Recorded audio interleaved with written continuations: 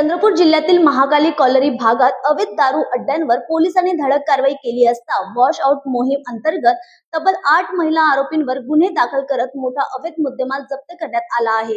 मिळालेल्या माहितीनुसार चंद्रपूर जिल्ह्यात महाकाली कॉलरी परिसरात अवैध दारू अड्ड्यांवर पोलिसांनी जोरदार धाडी टाकत मोठी कारवाई केली आहे।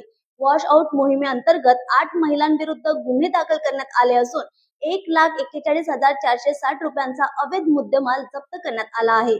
पोलिसांनी कारवाई दरम्यान 484 लिटर मोहफुल तयार दारू, 1280 लिटर सडवा, देशी दारूच्या 34 बाटल्या आणि तयार करण्याचं साहित्य असा मोठा साठा हस्तगत केला आहे।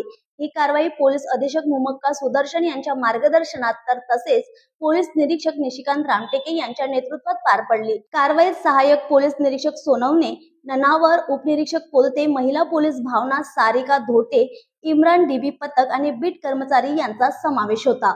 न्यूज एक्सप्रेस साठी चंद्रपूरहून मिथुन मिश्रामची रिपोर्ट।